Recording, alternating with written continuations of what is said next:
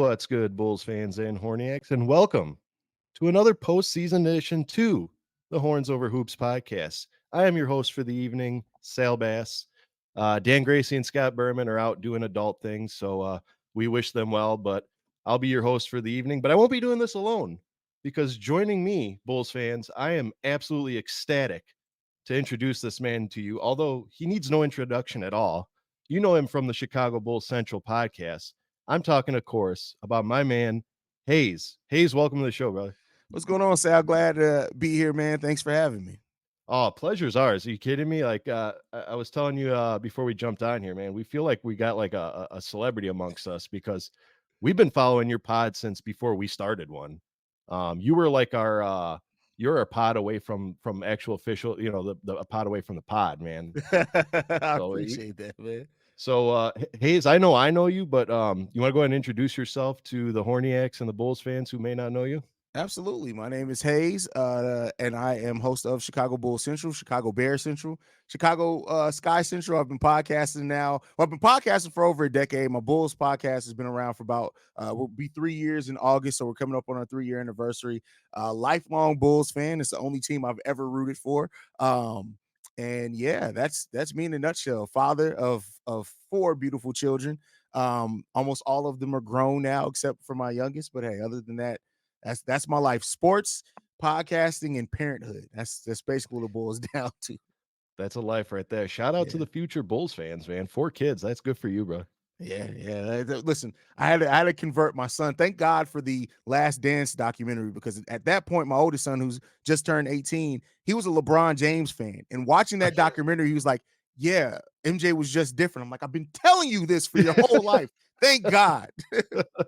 See, it's different because you and I, we grew up watching MJ, so we Yeah. knew what he was capable of. But like, nowadays everyone's grown accustomed to your Steph Currys, your LeBron James, and now more recently your Lucas. So it was different for us, man. We watched the game in a different aspect than they do now. For sure.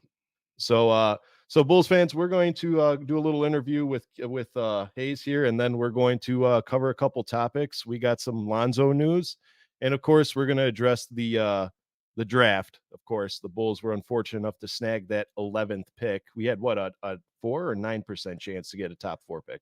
We had a 9.4% chance at the top 4 pick, and I think like a 2% chance at the number 1 overall pick, something like that. Yeah. So we didn't get any of those. Yeah. Nonetheless, and then later on we got some Chicago Sky news, and then maybe we'll play a little Horns Over Thorns with Haize. So what do you say we jump right in? Let's do it. All right, Haize. To start off with, what got you into basketball? I mean, I've been watching basketball literally my whole life, so I don't know the initial thing that started, because like I told you before we started recording, like there are literally pictures of me at like 6-8 months old sitting on my dad's lap watching Bulls games. So I love sports. I was a football player growing up. My dad always said that I couldn't play basketball because I was too aggressive as a kid. So take that for what you will. I don't know what he meant by that, but I was baseball and football growing up. But I just love the sport, man. I love the Bulls. That second three-peat era is probably the one I remember the last 2 of the second three-peat are the ones I remember most vividly, of course. But then the Derrick Rose era, all that. Like, I always tell the story. I was somebody who I hated the Joakim Noah pick when it was done. I was pissed that the Bulls drafted Joakim Noah, and by the end of his rookie year, I was like, oh no. And now he's like my second favorite Bull all time. So that just goes to show you how you can't always have your knee-jerk reactions, right? So yeah, I mean, as far as like Bulls characters, he's got to be up there as one of the most awesome characters we've had as a Bulls player. There's some glory to. So you've been following literally the entire successful part of the Bulls. I mean, the championships, the Tim Floyd years, I'm sure. Yeah, so I'm 37 years. Geez, I'm 37 years old. So yeah, I mean, basically all that time spent, I've been a Bulls fan my whole life. So.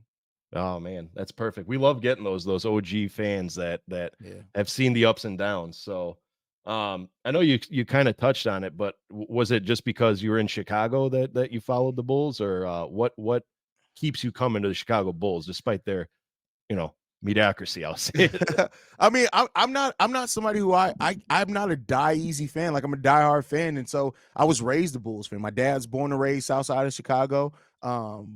So it was ingrained. That was who my dad watched. And then I got lucky that in my formative years, right, the MJ was the best player in the world. And so I just never left. And I've never even thought about leaving. Like going through all the turmoil and everything like that, I can understand why people may stop being Bulls fans. But to me, it makes it that much more meaningful that hopefully at some point when we get on the other side of this, that I was still there during the dark times and stuff like that. So Yeah, that's something that hopefully Bears fans are gonna be able to say this year, like, "You've been there through the dark days." It sounds yeah. like we got some shining light coming to us. Yeah, hopefully. I'm really excited about the new offense, the Bears season in general. I think it's going to be a fun season for Bears fans. So, Were you a fan of that Caleb Williams pick, or were you wanting somebody different? yeah, I mean, what it was either Justin Fields or Caleb Williams. I was a guy who I would have liked to see with all the changes they made, Justin get an opportunity with those new weapons and things like that. But at the same time, like, when are you going to have the number one overall pick again? And if Ryan Poles truly saw Caleb Williams, which obviously he did as his quarterback, he had to go get him, and so that's what he did. Yeah. Yeah, we touched on it on our last episode with Q, shout out Q and the Let's Talk Bulls, that Caleb Williams was one of those picks where if you don't pick him, you'll lose your job, but if you pick Mhm. him and he doesn't pan out, you know what I mean? Big deal. You couldn't pass him up. I'm with you. I would have liked to see what Justin Fields could have done just because I feel like Bears fans are like quick to pick on their quarterbacks, but Yep. either way, I'm happy, man. I was happy with that Yeah. first overall pick. Um, so then my next question to you would be, what got you into podcasting in general? So, long story here. So, stay with me here. Hopefully, I don't bore anybody. So, No, no, no. I I'm up and initially at 'em. got into I initially got into podcasting. So, there used to be a wrestling podcast that was actually on the radio. I forgot the name of it now. Was it MLW? Something like that. But they had a live call-in show every Friday. And so I listened to that show for so long, and Fridays used to be my day off work that I called in. I would call in on Fridays. And one time the guy's co-host was done. He was like, "Hey, would you mind staying on and actually being my?" He's like, "You're really smart about wrestling. Would you mind staying on?" And so I did that for a little while, and then I took what I learned and I was like, "Hey," because I had no formal training, podcasting, audio editing, any of that. And so after doing that for a few months, I started my own podcast, and I did that for a few years, and I had always had in the back, like I had the name and everything picked out for Chicago Bull Central probably about 5 years before I started it. But I always hesitated because I was like, I'm not an insider. I have no sources. Who's going to want to listen to me talk about my team? And it was a conversation I had with my dad, and he was like, "You still haven't started that Bulls podcast?" I was like, "Yeah, Pop, who's going to want to talk to me?" And just to be frank, can I cuss on here? I don't like we haven't had that conversation. Absolutely. You be you, My dude. dad, South Side of Chicago, my dad literally was like, "I'm going to be honest with you, you're being a bitch right now." And I was like, "All right, Pop." I literally recorded my first episode about 4 days later that following weekend, and here I am now. So Oh man, come a long way. Look at that, man. yeah, And to your answer to the question, who's going to want to listen to you? A lot of people, because apparently, like yeah, because one thing I've noticed, I've talked about it before, is like we get two sides of the coin when it comes to Bulls information. You get the official information where like the executives, they can only say certain things, they can only give certain opinions because they want to either leak personal information or they're bound by whatever. But and then there's us, there's the content creators where we're not bound by anything and we could just talk about whatever we want. We could give our emotions. We could, we want to say Zach LaVine sucks. We can say Zach LaVine sucks without any repercussions. So that's not what I mean, by the way. I don't mean anything by that, but I just think, yeah. So, so you kind of covered it already. So you've been covering Bulls podcasting for about 3 years now, you say, yep, be 3 years in August. and you say you mentioned you follow you follow the other teams. What is your second favorite podcast that you host? That I host? Oh, I mean Bears. I love doing Bears, and much like with Bulls, I hesitated doing because I had been doing Bull Central for it wasn't a full year, but we're towards the end of that Bull season, and people were like, "You should do a Bears podcast." And I'm a huge Bulls fan. I love the Chicago Bulls, live and breathe the Chicago Bulls. But because I was a football player, it's different with the Bears. And I used to always say, if I do a Bears podcast, my beard's gonna turn gray by the end of it because the Bears at that point we were still in the midst of going through our craziness, right? So I started that, but I have I do Bull Central solo. I have co-hosts on Bear Central, and that's what makes that show so much different. I just have the camaraderie between me and the guys there. It's what makes it different. So that's definitely my second favorite. Yeah, Chicago is definitely one of the hardest cities to start a podcast in because, I mean, to be honest with you, we don't. I almost want to say it's not like we're elite ever. I mean, we're good at times. We're never. It doesn't seem like we're ever championship worthy, except for Mhm. obviously, the Cubs had their little stint there. But do you follow baseball at all? Yeah, White Sox fan. There you go. Unfortunately, 2 Jerry Reinsdorf owned teams, but again, so This year for the White Sox, man, it's probably got to be especially hard for you to pay attention. man, it's so bad. Like the state of the White Sox frustrates me because I remember reading an article at the beginning of the season, and somebody had said, "Well, Lou Robb should be an MVP candidate." And I'm like, he should. He has the talent to be, but we suck. Like it's just, like with the Sox, it's always the thing where it's like we have a lot of young, promising talent on that team, but we just can't ever bring it together. I don't understand it, man. I don't understand. Yeah, that makes me reminisce of like, the Bulls teams of like the 2000, 2002, where we had the talent because some of those players went on to be, champions and all-stars, but we could Yeah. just never put it together. You see the stands during some of those White Sox games though? I mean, I think I see a better turnout at some high school talent shows than Yeah, and than and the and White on Sox top game. of that, the White Sox are like the cheapest ticket in Major League Baseball. It's like you can't even pay people to come to the game. That's Yeah. crazy. Yeah, which I don't know because, like, I mean, granted, I've been following the team, but the White Sox, have always been a fun experience going to the stadium. Mhm. I mean, I can understand, Wrigley is always going to be Wrigley because of the history and everything, but the White Sox have a good atmosphere over there. You've had many guests on your shows. What have been like your notable guests that you've had that you've just been like starstruck to have on the show? Stacey King for sure. You've had Stacy? Yeah, I've had Stacey King. Stacey King was such a thing to me because I had a poster of Stacey King in my room growing up, right? I had a poster of a lot of the Bulls players, but so to be on a podcast with somebody that literally as a kid, I'm just like I idolize in a way just to see him play. And it's not like he was one of the best 4 players on the Chicago Bulls, but just the fact he's a 3-time champion, right? And on top of that, like when he was on the show, we started and he brought up something I had said episodes ago. And he said, "Yeah, I listened to your show." I was like, "That's crazy to me. That's Not crazy." only do you have him on the show, but he actually listens to the show. Yeah. I'm glad that like that was your favorite guest because that was our goal. Me and the other co-hosts when we started, we're like, our goal is to get Stacey King on the podcast. And Yeah. and I've heard that if you just tweet at him, he'll He'll come randomly on. see it. Yeah. Yeah. But we haven't struck gold yet. Hopefully we can get that soon. But yeah, you're right. He wasn't one of the best Bulls we've had, but what he is best is he's probably by far the best commentator and game time commentator we've ever had. Yeah. With all his nicknames, everything. Shout out Stacey King. If you're listening, jump on, buddy. We'd love to have you. And then next, what kind of podcasting advice do you have for the aspiring podcaster, ourselves included? I always say this. Don't chase what you think is going to get listens or views if you do video. Always do what you're passionate about. I'm not to toot my own horn. I'm 1,078 straight days of posting episodes for Chicago Bulls Central, and it's never felt like a job. I've never woken up and been like, I don't feel like doing the show today because I would talk Bulls every single day, even if I didn't have the podcast. And so I think it's the authenticity, whatever. I'm tongue tied.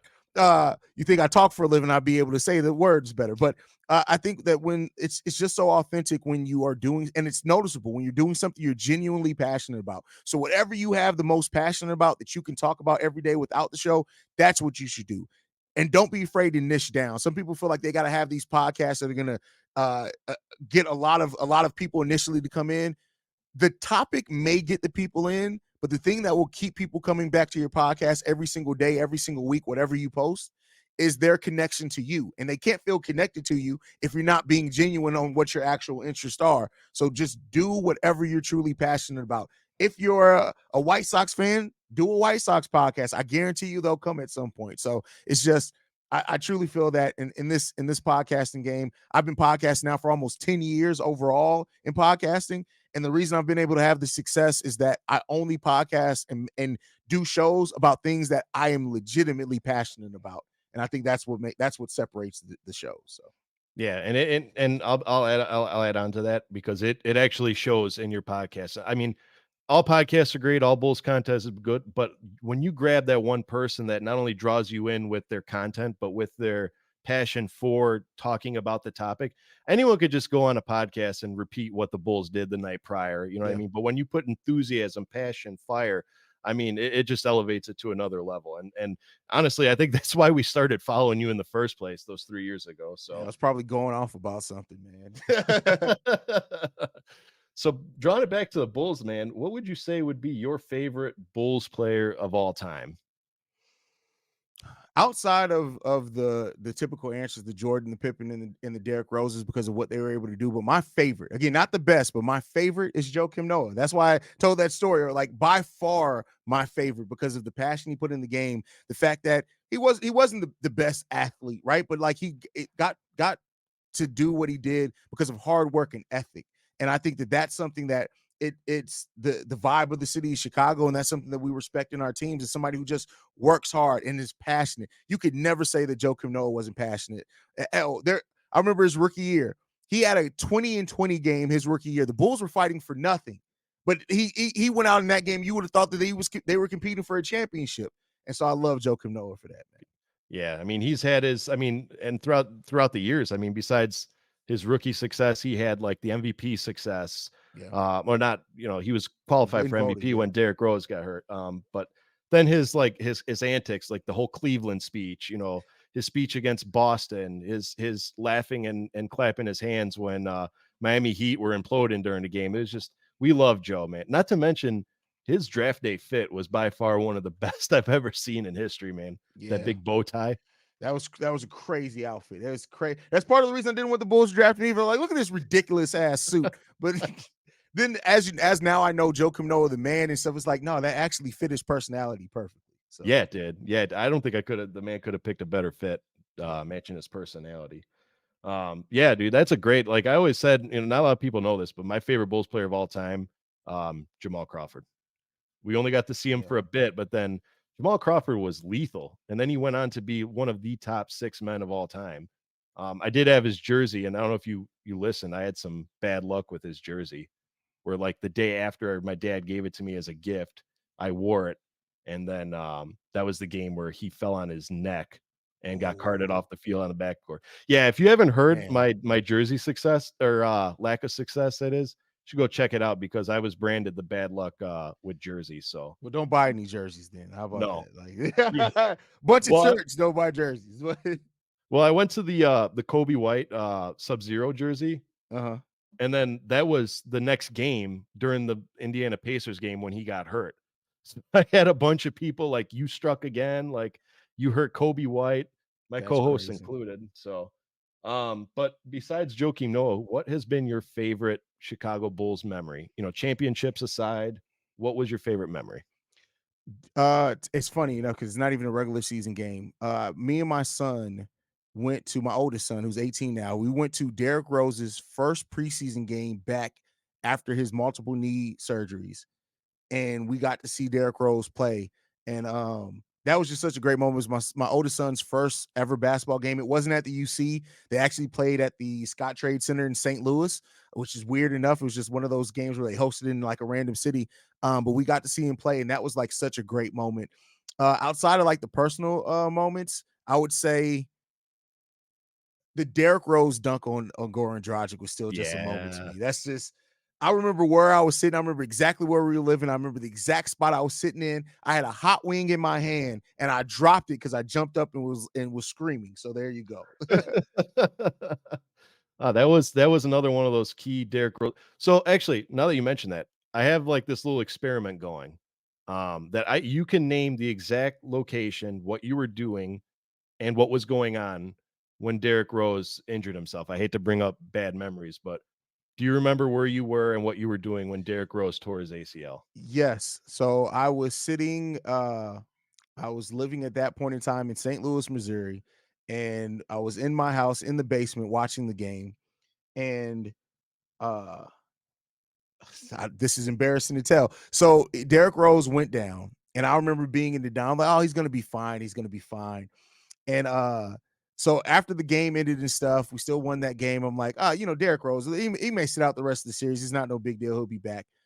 And then when they announced it the next morning as a torn ACL, I literally, I think I was drinking coffee or something. I threw my mug halfway across the room. So yeah. Was it cold yet, or did you? No, it was hot. I was pissed off, man. That's one of those moments that like because the look on my face, like when he went down, like of course initially I'm like, no, no, no, but then like the denial kicks in. I'm like, he's gonna be fine. It's Derrick Rose. He falls down all the time and gets up. So yeah, I was in complete and utter denial. My best friend Brian, who was actually he's an Indiana Pacers fan. He was like, hey man, are you okay? I'm like, hey, Derrick Rose is gonna be fine. We'll be beating you for the next 5 years. Yeah. So yeah. Same. Yeah, I was at my first apartment waiting for my dad to pick me up for work because he used to drive me to work at the time. This was a day game, Yeah. and the same thing. I'm like, oh, Derrick Rose throws himself to the floor more than he's on his back more Yeah. than he's on his feet. Sometimes he's gonna be fine. And then I get to work, and the first headline I get is suffered, major knee injury. Later to find out it was an ACL tear, and it was I cried. I'll say it. I don't care. I cried. I love Hey, that man, dude. yeah, So, like, me and my fiance are getting married on 10/4, which was his birthday. birthday. It's also By my sister's accident. birthday. That's crazy. Oh, is it? Yeah, but I have twin sisters. They were born. They're not the same age. They'd be 5 years younger than Derrick Rose, but their birthday's 10-4. So Oh, that's awesome. yeah. That was finally our last question, the most important question of all. MJ or LeBron Oh, or come on now. Kobe? Michael Jordan. I have Kobe above LeBron. Like, make no mistake, like I'm not one of those people who try to diminish the greatness of LeBron James because I feel like you can talk about how great LeBron James has been and also say that I just don't have him over MJ. I think like this conversation goes where people feel like they got to knock LeBron to try to boost up MJ. And to me, I don't have to do it. I could talk about how great LeBron James is. And to me, that just means that Michael is that much better because I don't have to knock LeBron.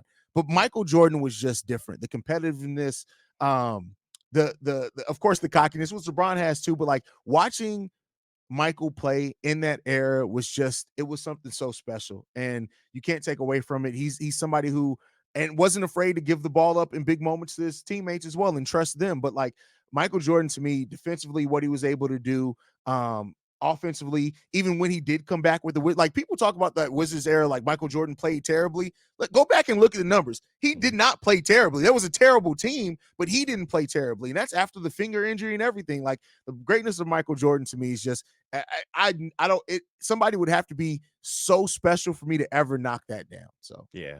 Yeah, I mean, that's the beauty about players like MJ is their success spanned not just on the court, but off the court too. I mean, there's everyone basketball, I mean, Bulls fans or just basketball in general can say that they probably started watching basketball because of Michael Jordan. So, I yeah, mean, and again, like you said, that's not taken away from the success of LeBron James because he is a tremendous athlete, but yeah, MJ was just that much better. That's all. They were built different. exactly. Yeah, very, very much so built different.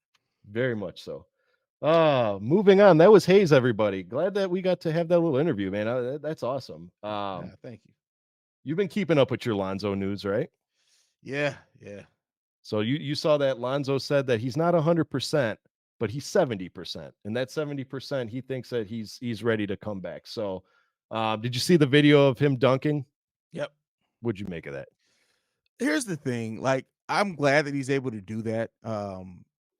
But there's a reason why he isn't cleared yet. He's not cleared for 5-on-5. He's not cleared for training camp yet. And so while I'm glad he feels 70%, because keep in mind, this is a guy who a year ago, year and a half ago, said he was having difficulty walking upstairs, right? So I don't want to, I'm happy for the progress that he's making.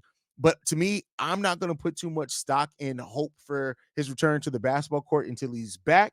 He's played for at least 15 to 20 games and he doesn't get hurt again because that surgery that he had isn't typically a surgery for people to get back to having to playing basketball. It's typically a surgery people have for quality of life, right? That type of thing. So I'm glad that he how far he's been able to make it already is tremendous, but he still has a long way and before he's cleared for basketball. And then even then, after being out of basketball for at that point almost 3 years, what is he going to be when he gets back? So that's kind of where I stand on it. I'm happy for him. I hope he gets back on the court. But at the same time, whether it's my PTSD or whatever else it is, I got to see it before I believe it too much. So, Yeah, we've had plenty of history with Chicago Bulls point guards getting yeah. injured, but I'm just gonna be blunt. Do you see him coming back?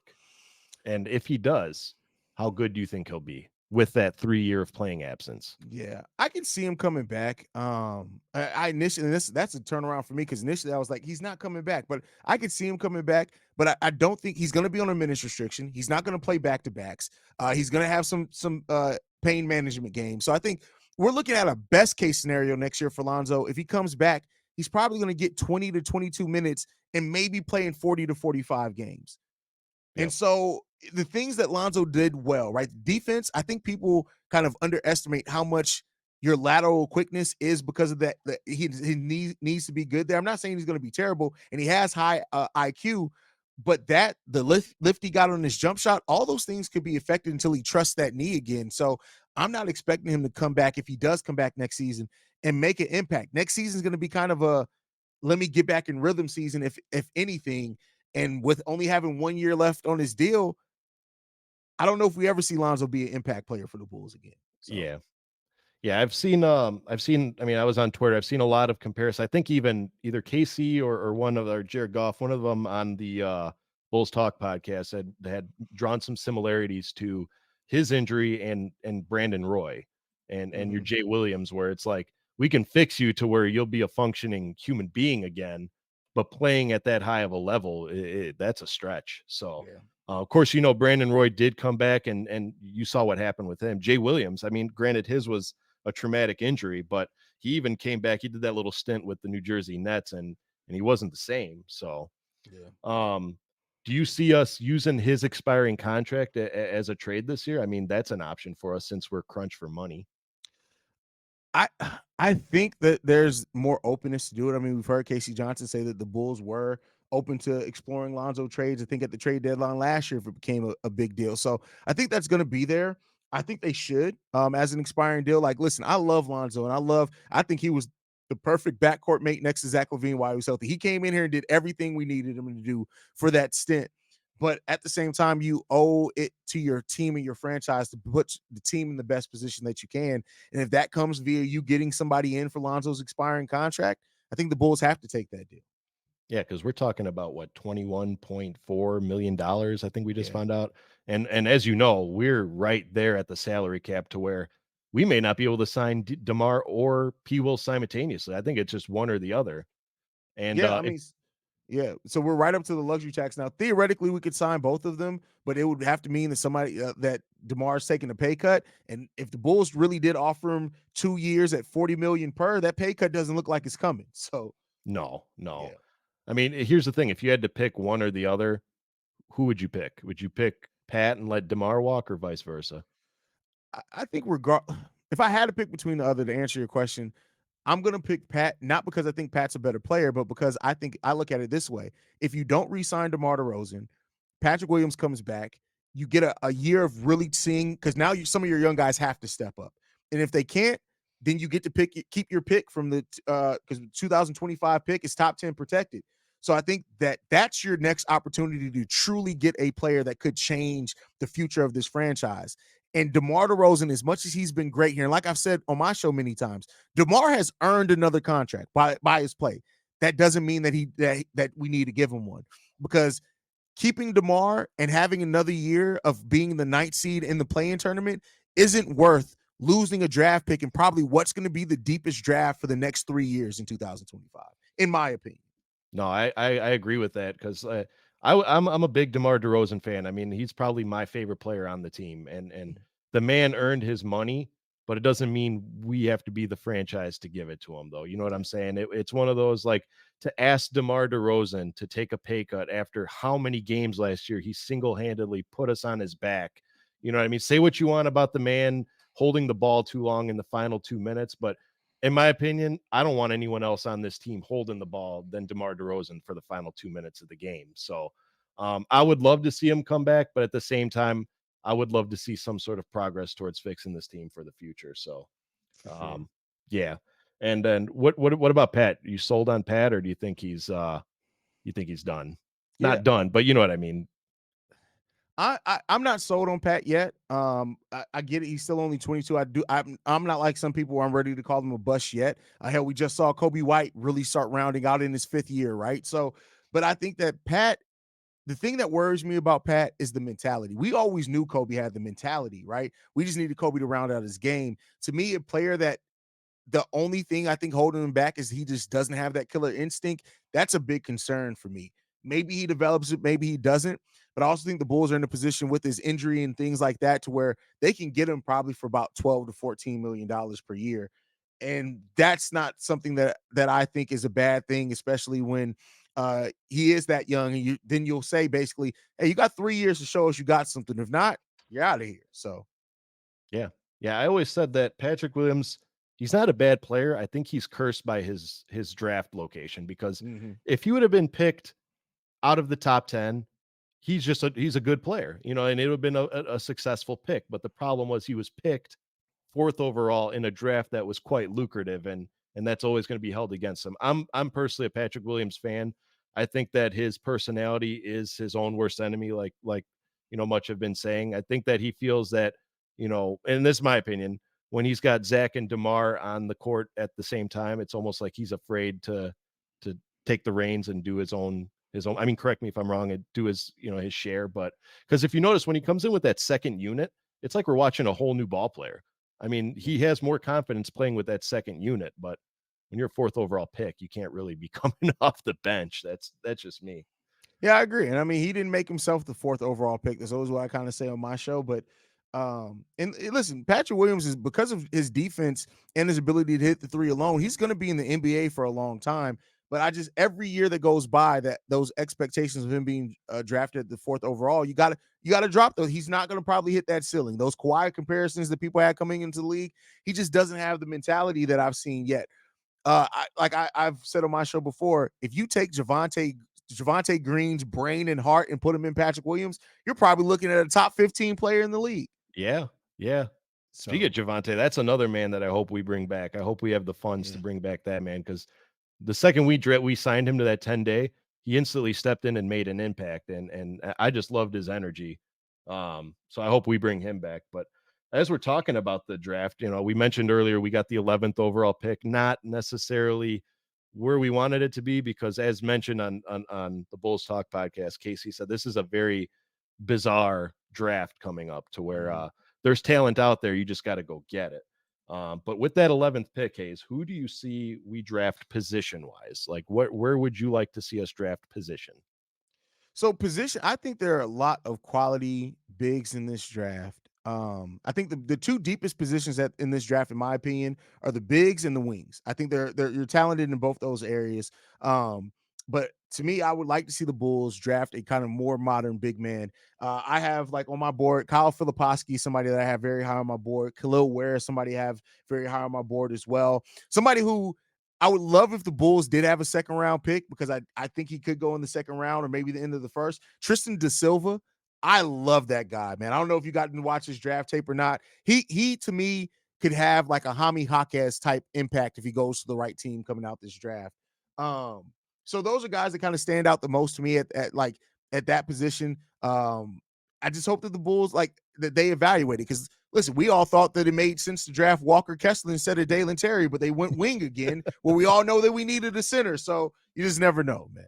Yeah, yeah. And now fast forward, even to this day, the Bulls' most troubled position is the big man because we got Yeah, Vooch and Drummond, who Drummond, as we know, may not be back next year. And then our exactly. next saving grace was Terry Taylor and Sonogo, who saw some minutes there. We started to jump on the bandwagon, but it didn't look like they were feeding into the hype as much because he didn't play that many minutes outside of those last few games. So, Yeah. if you had to pick one guy though, who would you want the Bulls to draft? One person, I'd obtainable, probably say obtainable. obtainable. I'd probably say Kyle Filipowski. And the reason why I'll say Filipowski is because if you look at his game, he handles the ball like a guard. He has point forward potential. He can play either the 4 or the 5, probably at the next level. And something I always look at is how guys improve, right? He went from as a freshman, not protecting the rim very well, to almost 2 blocks per game last season in college basketball. So he's a guy that to me has the mentality. He works on his game, he works on his craft. He has great finesse as a big man. Doesn't have like the back to the basket skills yet, but maybe that can develop. But I think as a more modern type center, I really like Kyle Filipowski a lot. Yeah, yeah. And then this is speaking of drafting centers, this was a question I saw the other day on Twitter, and it blew my mind because I never thought of this. Do you think that if the Bulls draft a center or a big man, that it will play a toll on Vucevic's, mind, and then next year he'll either regret or not regret it, show resentment for it, like, "Oh, they're gonna replace me," so No, because I think that Vooch is aware enough player to where he understands like this is the route that the NBA is going. Like you get like you we got to improve our team. And so if you draft a center in this, like I still think Vooch starts next season. Then you look at the season after that, he's an expiring contract. So if the new center that we draft eventually takes that over, that's the nature of the game, Vooch. I think Vooch is I don't think Vooch is the type of player to have resentment because he'll still have a role. And then even if he does have resentment, okay, then you got to get shipped out. Like I think that's just the way it goes down to. You can't worry about that thing when you're trying to improve your team. It's different if the Bulls are like an Eastern Conference finalist, and then you're worried about we don't want to cause resentment about players that helped us get here. We're far enough away to where we just need talent. So yeah. Yeah, because I always said, like, as much as people hated Vooch, what was your other options? Like, what was yeah. out there that was obtainable that we could have gotten better? I mean, yeah, the man can't shoot threes and he tries to shoot himself out of it, but at the same time, what was the alternative? You know what I mean? Because I don't know. I mean, I still was a big fan of Vooch. I know I'm gonna get criticized for that, but I still liked Vooch. And now moving on, while we're getting away from the draft here and talking about trades here. We just got breaking news too. The Bulls have hired Wes Unseld Jr. as their top assistant under Billy Donovan. This is big. He's a head coach candidate. Oh wow, Wes Literally Unseld just Jr. came down 7 minutes ago. So Oh, look at that! You heard it here first, folks. Breaking news from Haize. yeah, That'll sorry. be I try not to huge. get on my phone when recording, but my Bulls, I have a different alert sound for Bulls news because I have Google Alerts set up. I was like, huh, actually like that. Yeah, yeah, because as we know, we needed a shakeup. A lot of people were questioning the Bulls coaching staff, Yeah. Billy Donovan included. I mean, obviously we keeping Billy, and he shuffled around the deck on the assistant coach wise. Like, do you know where Mo Cheeks went?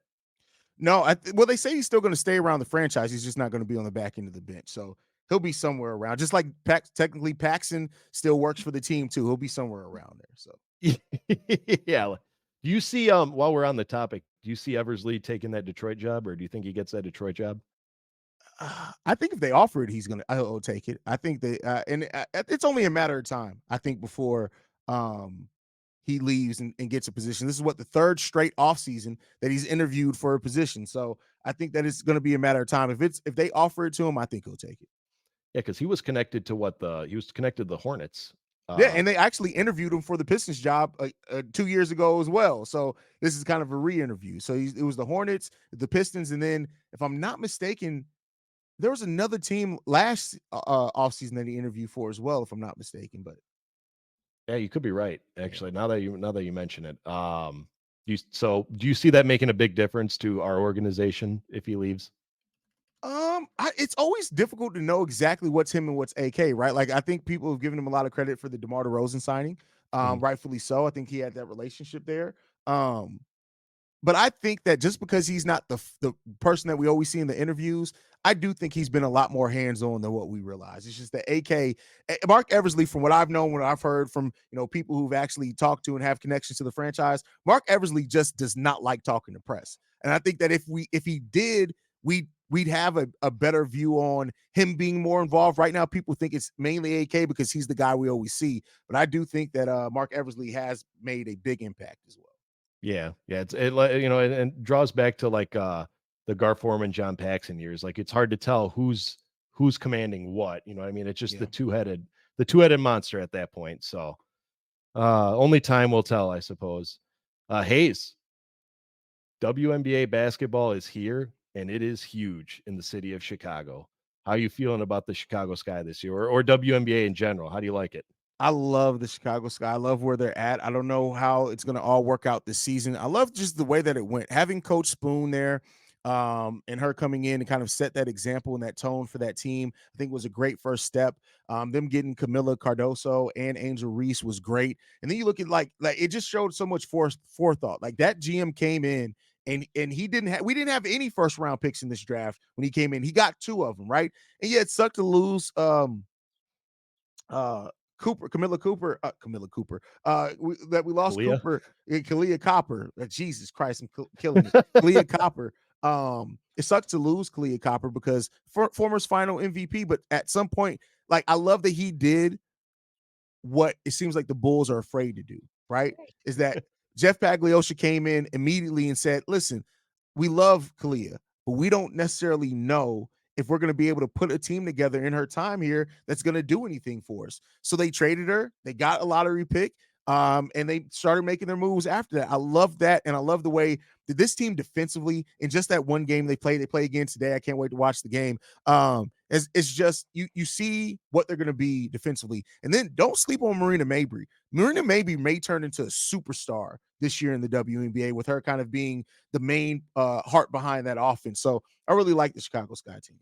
Yeah, she's a walking bucket. You know, I'll say it. You know, I mean, I still play 2K to this day, and I switched over from the NBA portion of it to I started my own franchise of the WNBA, and it's like, oh, Okay. this is you forget how cool that is. And if you were to tell me in a draft we would have gotten both Carmela Cardoso and Angel Reese, I would have called you a liar. You Yeah. know, but how do you like Reese's energy? Because I became a fan of hers instantly. And if it wasn't for this curse I'm carrying around, I would already had a number 5 Reese jersey. I love the fact that in that first game, right? In that first game, you saw in the first half that she was adjusting, playing 2 6'7" players, 6'6" and above, that she was playing at any time. That's the most size that she's gonna face. She didn't have to face size like that consistently in the in college basketball. But then in the second half of that game, that's where it started clicking for her. And then because of her playing against the bigger players, once she got smaller players switched on her, you saw her go into attack mode. And to be able to have that switch in your first game and understanding of, okay, now when I get the smaller player on me, you're going to have to stop me or foul me. She needs to hit her free throws better. I love how Angel Reese played defensively and eventually offensively in that game for sure. The guards need to do a better job at making inbound passes, but other than that, man, I love that game from her. Yeah, yeah, and I've seen a couple comparisons. I love these comparisons right now. They were equating, comparing, Equating. whatever. That's yeah. See, we both been tripping today. Yeah, yeah, they were equating Angel Reese is to the Chicago Sky what Joakim Noah was to the Bulls. So they're basically calling her the female Joakim Noah. And Yes, if I know you're a fan of Joakim Noah, I love that comparison. So we'll see. I think the Chicago Sky are gonna have a good year this year. I do So too. I do too. so, and what about Caitlin Clark? Do you think the hype is real, or do you think that teams are eventually just going to learn that she can shoot threes? Yeah, no, I mean, eventually the thing is that she's adjusting, and I think much like Angel in the physicality, like let's be here, Caitlin Clark wasn't the most physical player even in college basketball. She's gonna have to learn because one thing I always tell people who don't watch a lot of WNBA, and even the people that I know watch the first Sky game, it's a lot. It's more consistently physical in the WNBA than it is even in the NBA. And I think that that's something that she's going to have to learn to adjust to. And I think she'll be okay going forward. Like the people that are trying to say, oh, well, she's going to be nothing. I don't think that that's accurate. But also the people who thought that she was going to come right in and dominate the WNBA. Hello, wake up. She's not coming right in and dominating. Not in the league with Breonna Stewart's, the Jonquel Jones, the Aja Wilsons. You're not going to come right in and dominate. She's going to have to learn. But I think she's a good enough basketball player where she's going to learn to adapt eventually. So you see her being the WNBA version of like a Steph Curry, where eventually she'll just be lethal from all ends of the basketball. Yeah, I think eventually. Yeah, I think eventually. I think people forget too. Like Steph didn't come in doing that right away. Right. Yep. So It took him a few years before he became that rifleman that he is now, exactly. arguably the best shooter of all time. Actually, I don't even think it's arguably at this point. I think it's pretty safe to crown him. I agree. Well, Hayes, we certainly enjoyed having you. I mean, this has been an honor for me, but before we cut you loose, we play a little game here with all our co-hosts. If you don't follow, we call Horns or Thorns. It's a this or that scenario where I give you a scenario based question. And if you agree with it, you say horns. If you disagree with it, you say thorns. And if you want, you can explain your answer. So Okay. you want to play? Yeah, let's do it. All right, starting off horns or thorns with Hayes. The first question is: the Chicago Bulls successfully signed both Patrick Williams and DeMar DeRozan this season. Horns. Oh, I like it. I like it. I had the same thing. Question 2. The Bulls successfully trade Zach LaVine in the offseason this year. Horns, but I don't think that they'll be successful in the trade. I don't think Bulls fans are going to be happy what they get back in the trade, though. Yeah. I'm glad that you mentioned that because everything I've heard is they'll get rid of him, but don't be expecting a superstar and some Yeah. picks. Like, we are going to lose this trade, but it's a win because we dumped that salary. So that's awesome. Question 3. The Bulls trade up in the draft from the 11th spot.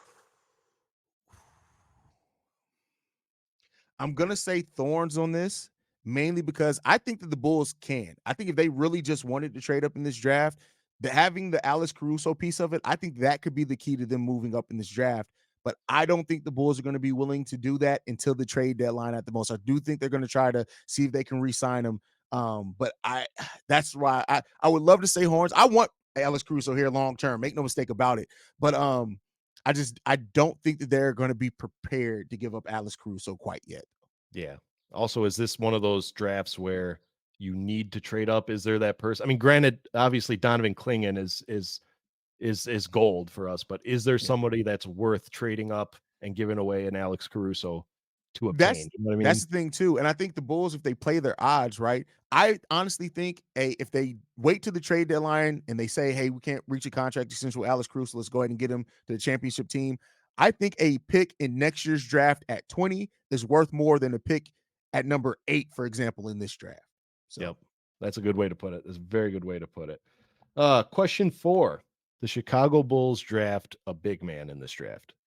Horns better All damn well be Horns. If not, it better be a damn good player. AK, if you don't go big in this draft, man. right. Question 5 was given to me by somebody from work. I love this question. Question 5. Malort is a Chicago staple and everyone needs to try it. Absolutely, Horns. You've had Malort?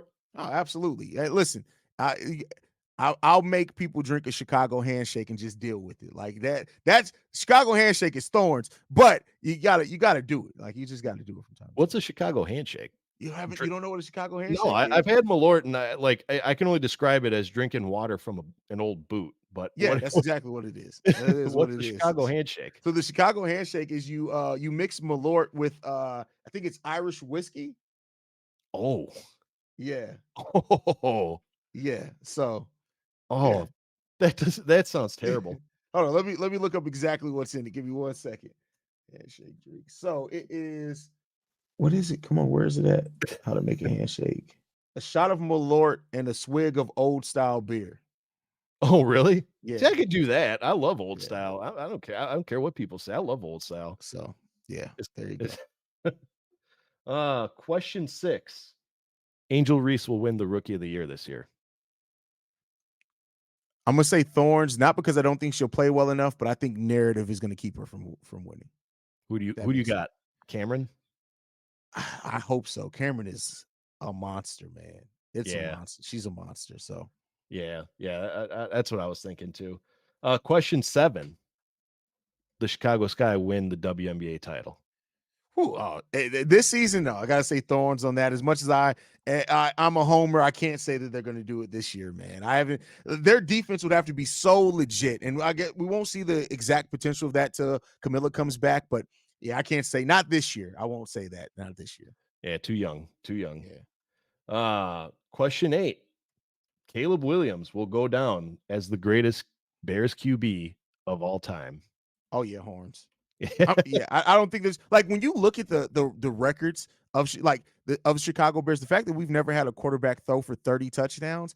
If he's half of what he's rumored to be, he's going to be the best quarterback in Chicago Bears history.